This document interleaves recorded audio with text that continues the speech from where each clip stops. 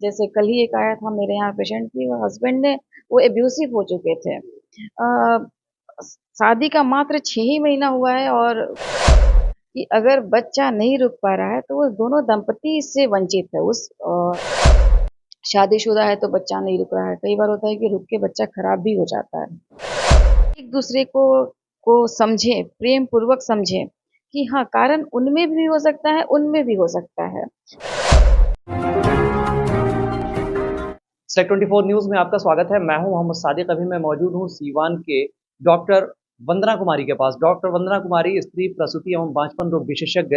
आज इनके यहाँ एक कैंप लगाया गया है, उसके बारे में बातचीत करेंगे और जानने की कोशिश करेंगे कि बांझपन जो एक बहुत बड़ा अभिशाप है, उसके बारे में क्या कुछ बता रही है। मैम, सबसे पहले बहुत स्वागत है आपका। धन्यवाद।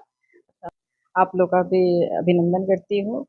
हमारे यहाँ एक अभी कैंप लगा हुआ है रेड क्लिफ लैब से, जो कि बहुत ही कम दर पे जो ब्लड टेस्ट हो रहे हैं, जिससे हमारे पेशेंट को भी बहुत फायदा होगा।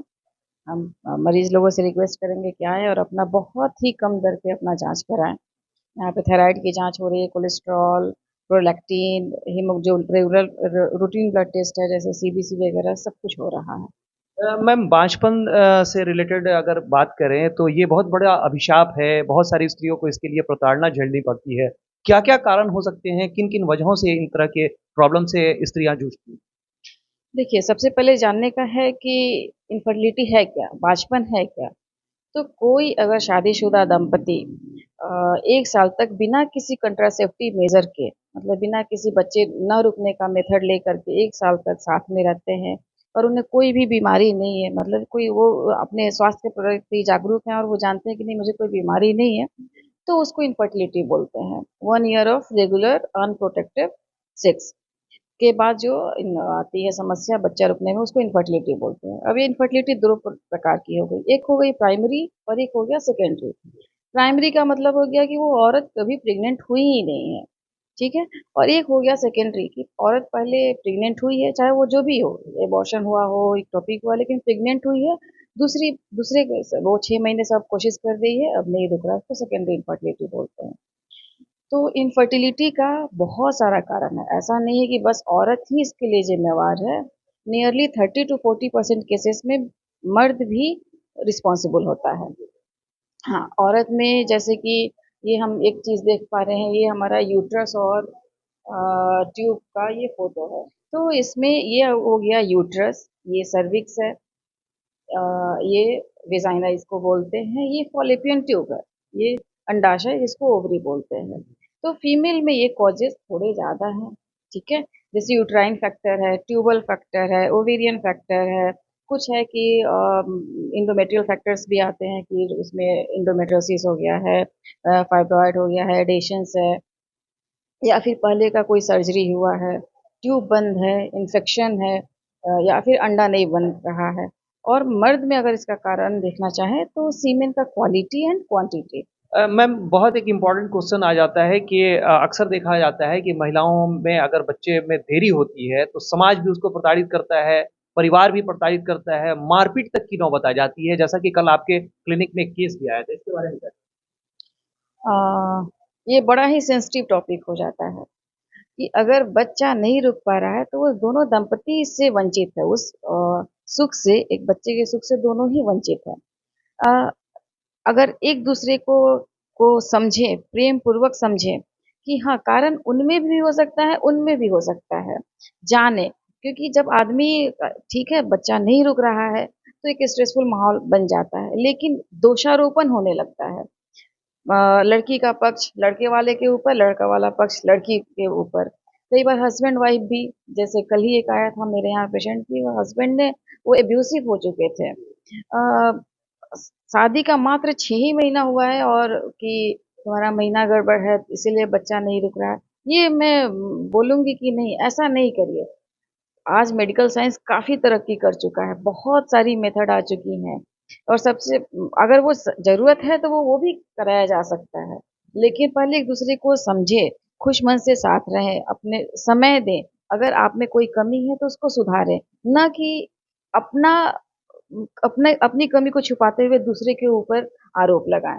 मैम इसके जो कारण हैं वो क्या-क्या हो सकते हैं? क्या खान-पान से रिलेटेड बहुत सारी चीज़ें इसमें इन्वॉल्व होती हैं या फिर डिज़ीज़ से रिलेटेड बहुत सारी चीज़ ऐसी हैं जो इनफर्टिलिटी को ये उत्पन्न कराती हैं? तो क्या-क्या कॉज़ हो सकता है? क्या प्रिकॉशन हो सकता है? किस तरीके से इससे आदमी जानकारी ले या फिर डॉक्टर की सलाह ले, क्या कुछ करना चाहिए?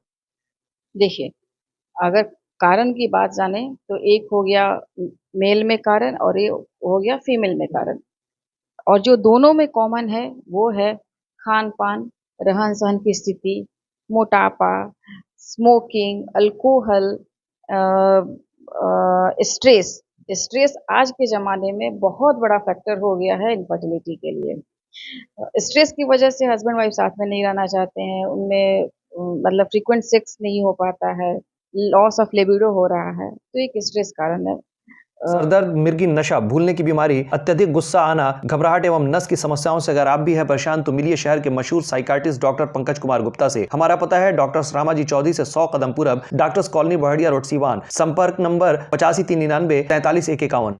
छोटे शहरों में तो कम, लेकिन जो मेट्रोज़ में रह रहे हैं उन वहाँ पे स्ट्रेस लेवल काफ़ी है।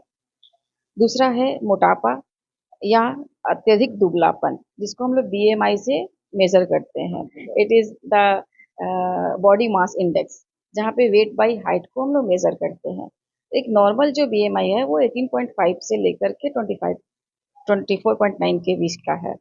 तो अगर कोई मोटा ज़्यादा हो रहा है, बीएमआई मोर देन 30 हो गया है या फिर बीएमआई लेस देन 19 है, तो वहाँ पे दोनों ही जगह पे बच्चा रुकने में दिक्कत आती है।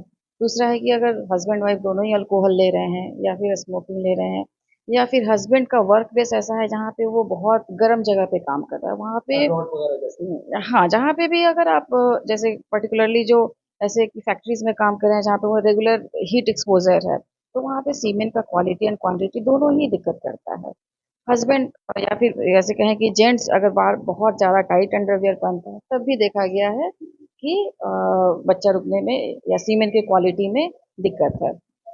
फीमेल का है कि उसका भी मोटापा,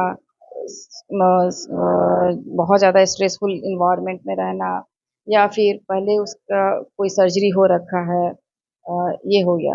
अगर बच्चा नहीं रुक रहा है तो उससे पहले कुछ और भी सिम्पटम्स आते हैं, जैसे आजकल एक और चीज़, एक तो स्ट्रेस मैंने बोला कि बढ़ रहा है, दूसरा है कि पीसीओएस की समस्या काफ़ी ज़्यादा बढ़ रही है, पॉलीसिस्टिक ओवेरियन सिंड्रोम, जिसमें कि औरतें कंप्लेन करती हैं कि मुझे महीना बहुत देरी-देरी से आता है, कई बार 2 महीने, 3 महीने, 6-6 महीने हो जाते हैं। या फिर कई बार होता है कि आया पीरियड तो रुक ही नहीं रहा है, शादीशुदा है तो बच्चा नहीं रुक रहा है, कई बार होता है कि रुक के बच्चा खराब भी हो जाता है। तो एक पीसीओएस भी कारण है। और अदरवाइज़ और मेडिकली अगर हम लोग ये बहुत ज़्यादा जानना चाहें तो फिर तो उसको कैटेगरीज़ में बाँटा गया है बीमारी को, ग्रुप 1, ग्रुप 2 एंड ग्रुप 3, जिसमें कि हाँ, हमारे दिमाग से भी हमारे सिग्नल नहीं आ रहे हैं। हाइपोगोनाडोट्रोपिक हाइपोगोनाडिज़्म जिसको बोला जाता है, कि जहाँ से ऊपर से ही इन्फॉर्मेशन नहीं आ रहा है कि हमें अंडा बनाना है। एक दूसरा कारण हो गया कि ऊपर से तो इन्फॉर्मेशन आ रहा है लेकिन हमारा अंडाशय ठीक काम नहीं कर रहा। इस कैटेगरी में पीसीओएस आता है। एक थर्ड कैटेगरी होता है जहाँ पे अब ये काम करना ही भूल चुका है, अंडाशय काम करना ही भूल चुका है। ठीक। तो मैम अगर देखा जाए कि इस तरह की अगर समस्या आती है तो आप एज़ अ डॉक्टर क्या सलाह देंगी? क्या डॉक्टर से कंसल्ट करना चाहिए? कितने दिनों में अगर इन तरह की समस्याएँ दिखती हैं या फिर अगर शादी के कुछ दिन गुज़र जाते हैं, तो कितने दिनों के बाद से लोगों को डॉक्टर से संपर्क करना अगर आप एज ग्रुप आपका कम है, आपका मतलब कि 22, 23, 24 साल के हैं, तो आप 1 साल तक और कोई आपको पता है कि नहीं आप बीमार नहीं हैं। बहुत लोगों को पता रहता है कि मुझे थायराइड की समस्या है या फिर वो बहुत मोटे हैं या फिर अल्कोहल, स्मोकिंग ये सब का रहता है। तो उन लोगों को तो जल्दी ही डॉक्टर से सलाह लेनी चाहिए। लेकिन अगर आप स्वस्थ हैं, कोई बीमारी नहीं है, 1 साल तक आप इंतज़ार करिए, अच्छे खुश मन से साथ रहिए। हाँ, 1 साल में अगर नहीं रुक रहा है तो आप बिल्कुल डॉक्टर से मिलिए। बहुत धन्यवाद। धन्यवाद। तो ये थी हमारे साथ डॉक्टर वंदना कुमारी जो स्त्री बांझपन रोग विशेषज्ञ हैं। आज हम उनसे इनफर्टिलिटी और इन सब चीज़ों पर बात करने की कोशिश की, जानकारी हासिल की कि किस कंडीशन में डॉक्टर्स के पास आना चाहिए और किन-किन चीज़ों के कारण ये समस्याएँ उत्पन्न होती हैं। मिलते हैं फिर किसी नए डॉक्टर्स के साथ, नए अपडेट्स के साथ। तब तक हमारी पूरी टीम को दीजिए इजाजत और देखते रहिए सेलेक्ट 24 न्यूज़। सेलेक्ट 24 न्यूज़ के यूट्यूब चैनल को सब्सक्राइब, लाइक, शेयर जरूर करें। साथ ही हमारे फेसबुक पेज को भी लाइक, शेयर, कमेंट करना ना भूलें और हमारे वेबसाइट www.select24news.in पर विजिट जरूर करें। दर्द, मिर्गी नशा, भूलने की बीमारी, अत्यधिक गुस्सा आना, घबराहट एवं नस की समस्याओं से अगर आप भी हैं परेशान तो मिलिए शहर के मशहूर साइकार्टिस्ट डॉक्टर पंकज कुमार गुप्ता से। हमारा पता है डॉक्टर रामाजी चौधरी से 100 कदम पूरब, doctors colony Bahadiya road Siwan. संपर्क नंबर 8539934151। अब आपके शहर सीवान के लक्ष्मीपुर में भरपूर सुविधाओं के साथ खुल गया है hotel select and marriage hall. आपको बता दें 10 जून से भारी डिस्काउंट के साथ बुकिंग शुरू है, एक बार जरूर पहुंचें।